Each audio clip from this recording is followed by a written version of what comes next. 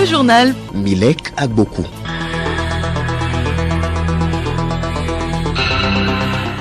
Un petit morceau donné à un affamé vaut un paquet donné à celui qui n'a plus faim. Mesdames et messieurs, bonsoir, bienvenue dans ce journal. Balai diplomatique ce vendredi à la présidence de la République. 14 nouveaux ambassadeurs accrédités au Togo ont présenté leur lettre de créance au président de la République, Faure Essozimna Nyanzingbe. Désormais, les coûts de communication roaming entre le Togo et le Bénin seront parmi les plus bas de la sous-région. Les autorités de régulation des communications électroniques des deux pays ont signé un protocole d'accord en ce sens à Lomé. 13 ans dans la transparence des industries extractives au Togo, un atelier d'auto-évaluation du secrétariat technique de l'ITIE a pris fin ce vendredi à Tchévier. Sport, le championnat national de football de première division démarre ce samedi. La FTF vise à redonner un nouvel élan au football togolais cette saison.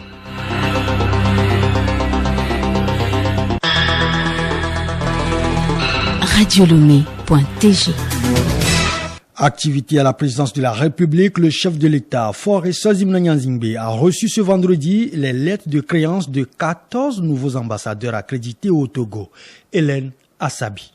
Il s'agit des ambassadeurs de la Serbie, Djura Likar, de l'Autriche, Thomas Schlesinger, de la Slovaquie, Thomas Félix, de l'Afrique du Sud, Madame Patricia Robina Marx, du Zimbabwe, Kouva Edouard Chinoza, de la Namibie, Madame Selma Achipala Moussaviyi, de l'Angola, Joao Batista Domingo Quioza, de l'Espagne, Gutiérrez Navarrete José Javier, des Pays-Bas, Joroen Verhul, du Commonwealth d'Australie, Madame Bérénice Abigail Owen Jones, d'Israël, Madame Roni Yedidia, de la Suisse, Madame Simone Guiguer, de la Belgique, Madame Sandrine Plateau, et du Royaume d'Arabie Saoudite, Sultan Abdulrahman Al-Daker.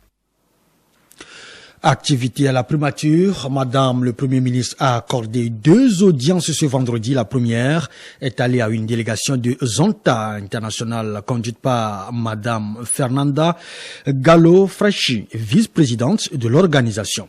Les discussions ont porté sur les droits humains des femmes et des filles. Madame Fernanda Gallo-Freschi, au terme de l'audience. C'est très important pour notre organisation Zonta International dans les divers pays de pouvoir avoir l'appui des autorités. Ça veut dire que ce que le Zonta International fait dans ces pays, c'est important et il peut nous donner beaucoup de suggestions. Et on a demandé ce rencontre pour avoir des suggestions, ce que c'est plus important à faire pour les droits humains des femmes et des filles ici au Togo. La Zonta International et sa fondation travaillent depuis plus de 100 ans sur ce thème et cette année c'est aussi le centenaire de nos services internationaux. On a investi presque 36 millions de dollars dans ce projet et presque la moitié ont été réalisés en Afrique et aussi au Togo. La seconde audience est accordée à une délégation de la fondation Mastercard, conduite par Serge Auguste Kouakou, directeur régional UEMOA de la fondation résidant au Sénégal. Les échanges ont porté sur l'économie et la problématique sur l'emploi des jeunes, en l'occurrence celui de la jeune fille Serge Auguste Kouakou à la fin de l'audience. Nous avons rencontré aujourd'hui son Excellence, Madame le Premier ministre, dans le cadre d'une mission de travail que nous faisons ici au Togo pour nous imprégner des réalités économiques et des problématiques pour l'emploi des jeunes et notamment les jeunes femmes dans ce pays afin d'informer des programmes que nous voulons co-créer avec les autorités et les acteurs concernés pour justement apporter une solution à ces deux problématiques. La fondation Mastercard, qui est l'une des plus grandes fondations privées au monde, a une vision, la vision d'un monde équitable en termes d'éducation et d'inclusion financière. Et pour cela, c'est donné pour mission, d'ici 2030, de faciliter les conditions et de faciliter le travail à 30 millions de jeunes au travers de ces interventions. La première édition de Lomé Peace and Security Forum a débuté ce vendredi à la salle Kéran de l'hôtel 2 février. Ces assises de 3 jours visent à capitaliser les efforts du Togo dans le domaine de la paix. L'ambition du Togo est aussi d'arriver à travailler avec les institutions internationales comme l'Union africaine, les Nations unies et tous les autres partenaires. L'objectif visé est de préserver la paix et la stabilité sur le continent. Théophile Pochozo, dans Dakar. La première édition de Lomé Peace and Security Forum LPSF porte sur comment renforcer les transitions politiques vers une gouvernance démocratique en Afrique. Cela fait suite au lancement de l'Alliance politique africaine APA par le gouvernement et la tenue de la première conférence ministérielle le 3 mai dernier à Lomé. L'organisation du LPSF répond aux besoins du continent à redoubler d'efforts pour consolider la paix et à construire la sécurité collective. L'initiative de Lomé arrive dans un environnement marqué par l'émergence de nouvelles zones de tension et la complexité des défis sécuritaires posés par la menace croissante du terrorisme et de la criminalité transnationale organisée. Des représentants de gouvernements africains et non africains, des experts de haut niveau, des organisations de la société civile, des universitaires, des médias, des organisations internationales, du monde des affaires et des organisations professionnelles ont débuté la réflexion ce vendredi dans la capitale togolaise. 1er janvier 2024, date retenue pour le Togo, notre pays passera son épreuve de validation de la mise en œuvre de l'ITIE. Afin de s'y apprêter, le secrétariat technique de l'ITIE Togo a organisé un atelier d'auto-évaluation du 18 au 20 octobre à Tchévier. Ces travaux sont arrivés à la suite de ceux de la commission de validation du comité de pilotage de l'ITIE Togo. Pius Kossi Koublenou, président de la commission validation au micro de David Tchakbera, se réjouit de la tenue de cet atelier. Je me réjouis vraiment de la tenue de cet atelier. Ça nous a permis de faire l'auto-évaluation et de voir ce que nous avons pu faire de la mise en œuvre de l'ITIE sur les 3 années passées. Et maintenant, les actions urgentes à prendre.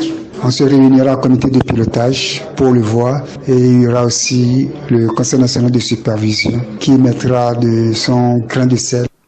Pour le coordonnateur, les résultats au bout de ces 3 jours de travaux sont globalement atteints. Didier Kokou Agbemadon.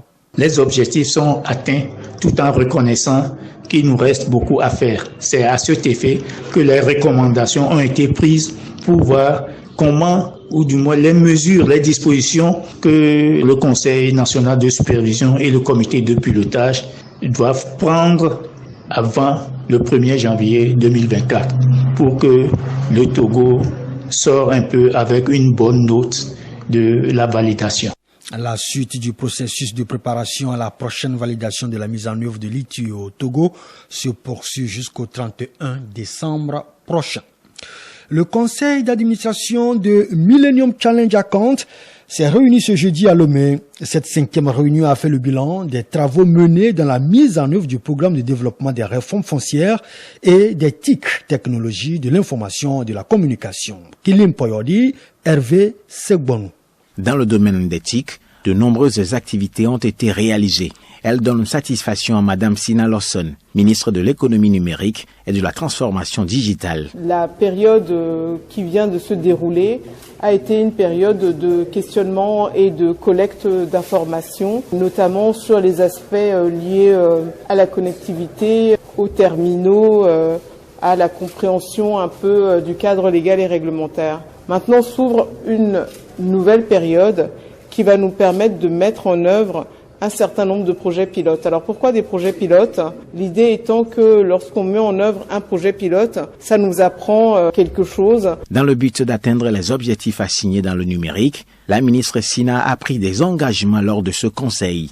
Nous avons plusieurs grands projets de connectivité et encore là, il faut qu'on trouve des modèles qui puissent être réplicables aisément et à moindre coût. Et c'est ça en fait un des objectifs des projets pilotes, ce sera de pouvoir établir des modèles qui soient un peu comme du copier-coller, qu'on puisse étendre dans toutes les régions. D'autres éléments, tels que le soutien aux femmes vulnérables, font partie de ce qui va constituer un projet pilote, c'est de voir la mesure dans laquelle, en utilisant les TIC, on peut venir en aide à une population vulnérable. Dans le domaine du foncier, les divers travaux de l'organisme de mise en œuvre du MCA impressionnent. Kodjo Adedje, ministre en charge de la réforme foncière.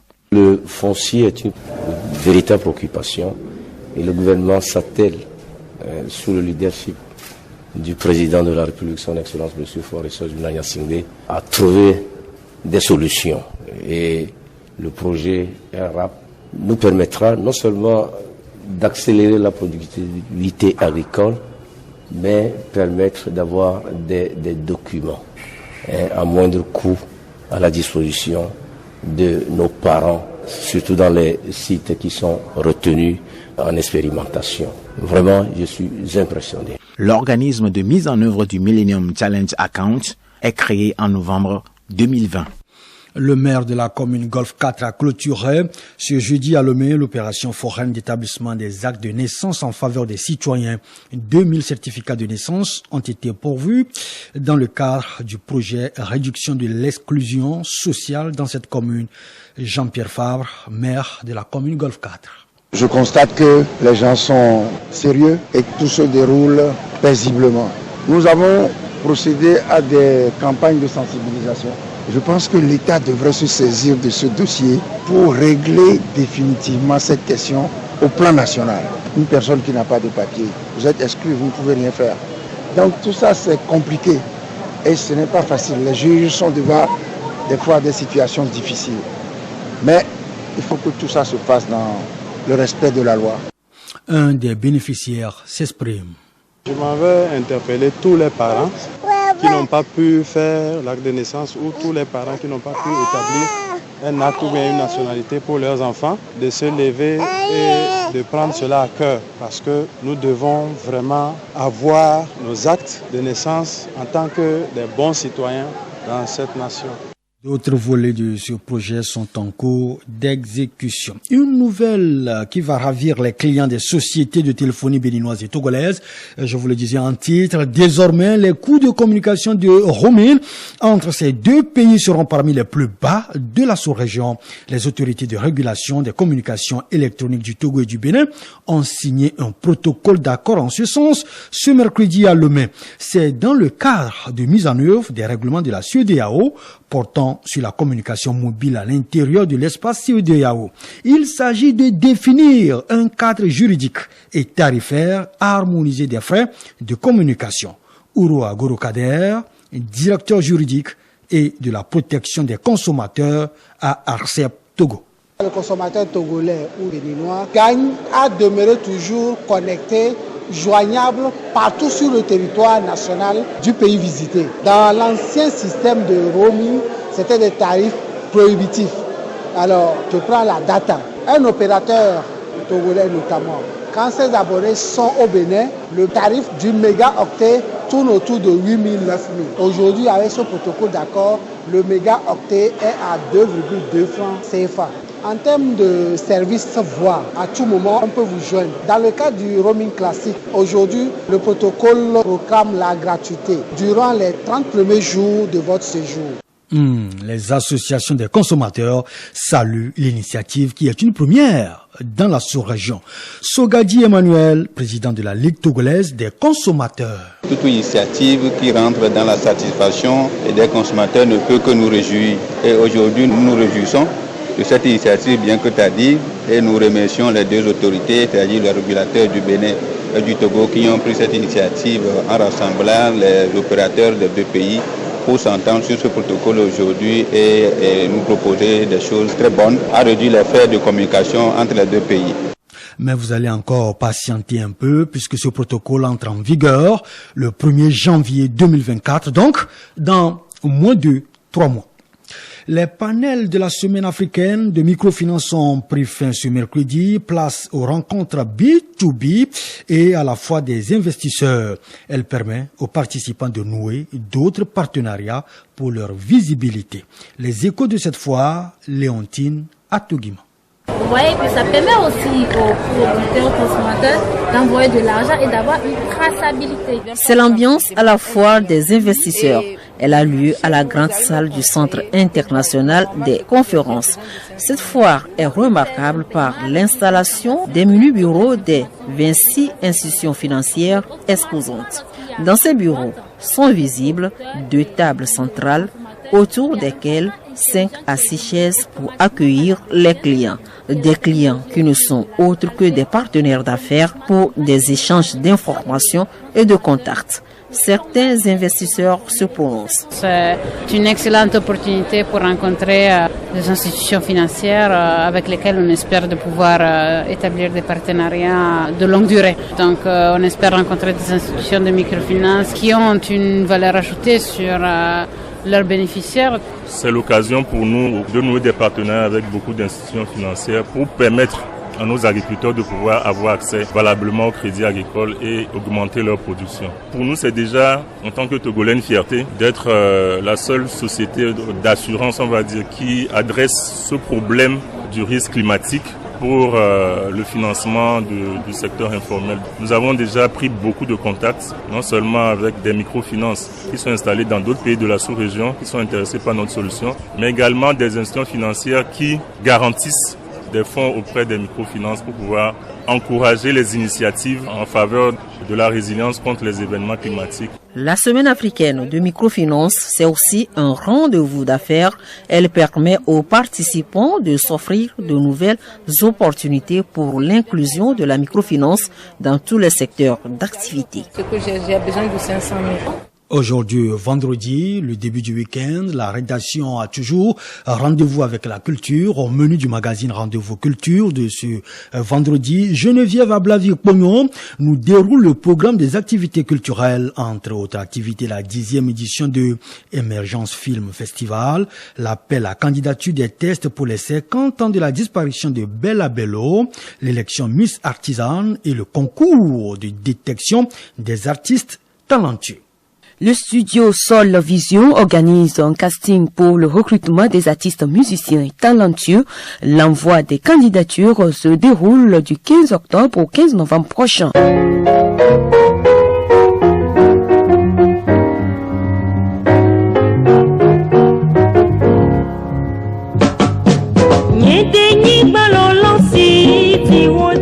Parlons toujours en musique pour commémorer les 50 ans de disparition de l'icône de la musique togolaise, Bella Bello, et l'immortalisation de sa mémoire. Un appel à test national a été lancé jusqu'au 30 novembre prochain. C'est une initiative du Festival international des Lucioles Bleues et la structure Sebika.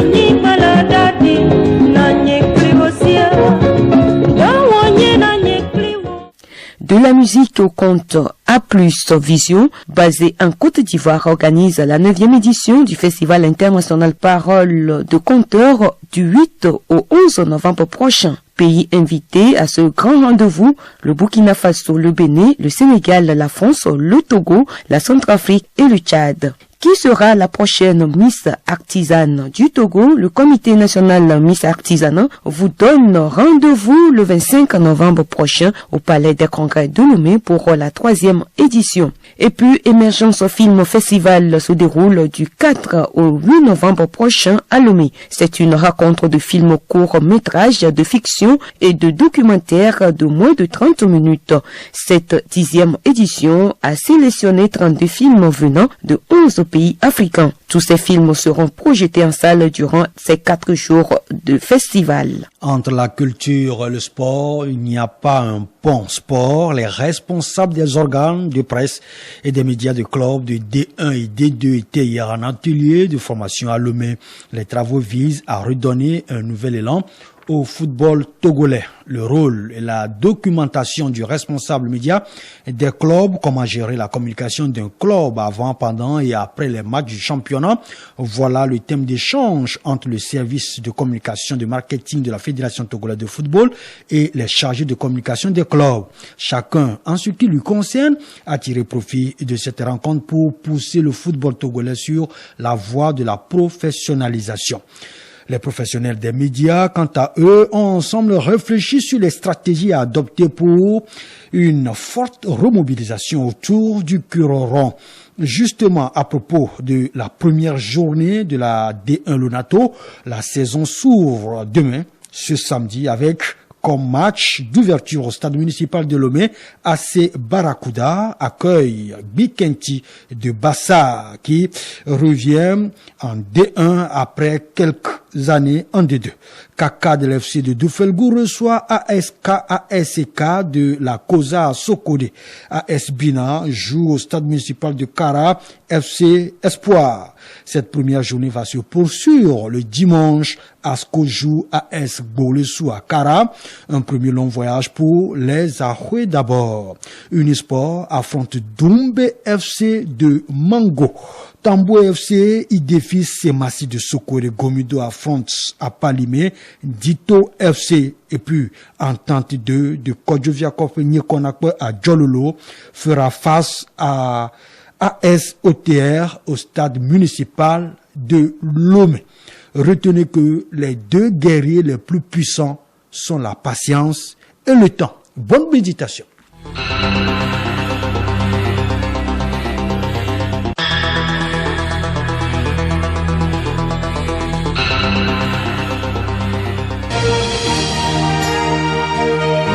Radio Lomé, boîte postale 434, email radiolomé@radiolomé.tg. radiolomé.tg